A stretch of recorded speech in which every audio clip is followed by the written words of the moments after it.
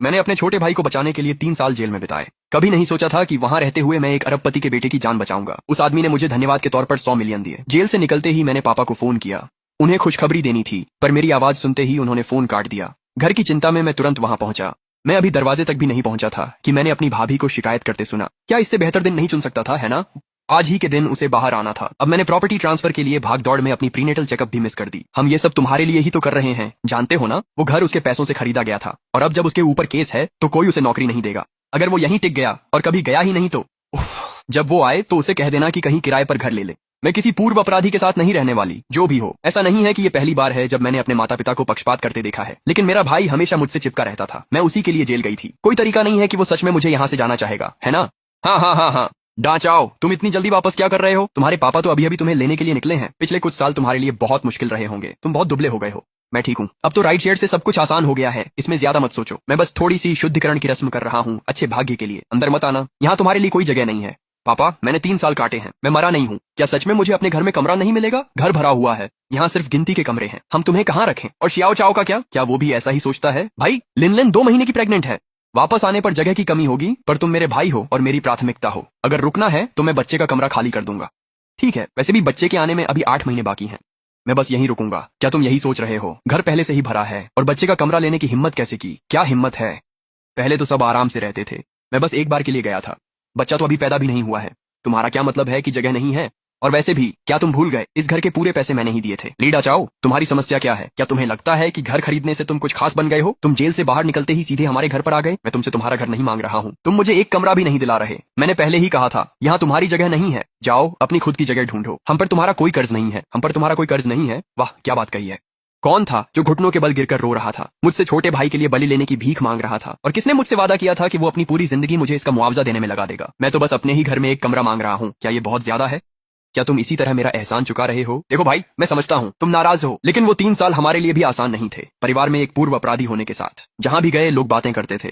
अगर तुम वापस आकर रहने लगे तो कौन जानता है लोग क्या कहेंगे। क्या तुम एक बार हमारे बारे में नहीं सोच सकते? तो बस यही है। मैं तो बस एक बोझ हूँ जिसे सब हटाना चाहते हैं, और मेरी सारी कुर्बानियां एक बड़ा मजाक थी। शियाओ चाओ, ये मत भूलना, असल में तुम्हें ही जेल में होना चाहिए था।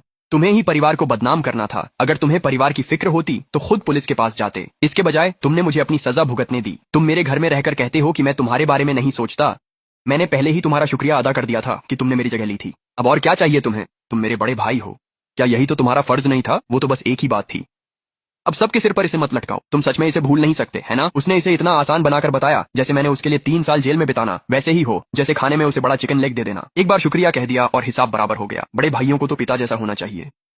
अपने छोटे भाई के लिए कुछ करना और उसके लिए तारीफ की उम्मीद करना। तुम कितने छोटे दिल के हो, सच में। एक निकम्मा, जेल से निकला इंसान वापस घर आ गया। तुम तो बस परिवार पर बोझ बनने के लिए यहाँ हो। तुम यहाँ मुफ्त की खा रहे हो। मेरे बच्चे की ये कैसी जिंदगी है? डांचाओ, मैं और तुम्हारे पापा पोते पोतियों की राह देख रहे हैं। तुम्हारी उम्र भी बढ़ रही है। अपना खुद का घर लेना तो बड़ों का काम है। कोई हैरानी नहीं कि तुमने 3 साल में एक बार भी मुझसे मिलने की कोशिश नहीं की। मैंने खुद से कहा कि तुम बस व्यस्त हो, मिलने के लिए बहुत व्यस्त। लेकिन सच तो ये है कि तुम मुझसे शर्मिंदा थे। तो अब मैं तुम सबसे एक बात पूछना चाहता हूँ, क्या तुम सब आज मुझे घर से निकालने का पक्का इरादा कर चुके हो? ठीक है, तो आज से हमारा रिश्ता खत्म, तुम सबका। उम्मीद है कि तुम्हें इसका पछतावा न हो। किसे बेवकूफ बना रहे हो? एक नाकाम अपराधी से नाता तोड़कर हमें कोई पछतावा नहीं। तुम्हें पालना और फायदा उठाने देना ही हमारी गलती थी। बिना दिल वाले परिवार का कोई मतलब नहीं।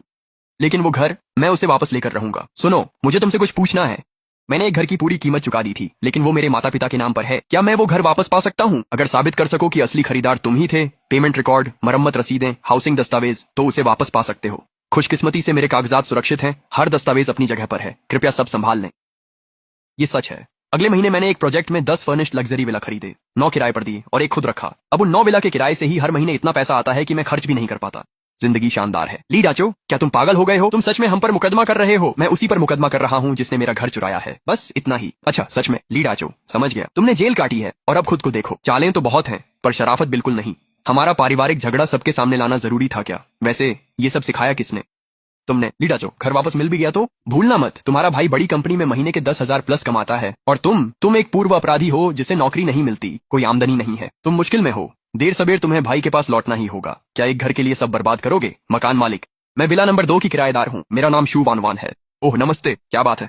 तो मैं अभी अपने घर पर एक छोटी सी रियूनियन कर रही हूँ और मेरे पुराने क्लासमेट्स ने सुना है कि यहाँ कोई जबरदस्त मकान मालिक है जिसने एक साथ 10 विला खरीद लिए।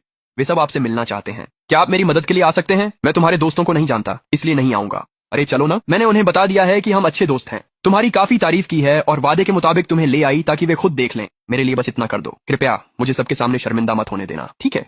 ठीक है, मैं जल्दी से कपड़े बदल लेती हूँ और फिर आ जाती हूँ। मैं विला में मिलूंगी। लीडा चाओ, क्या तुम सच में पीछा करते यहाँ आ गए? वान वान को जानते हो?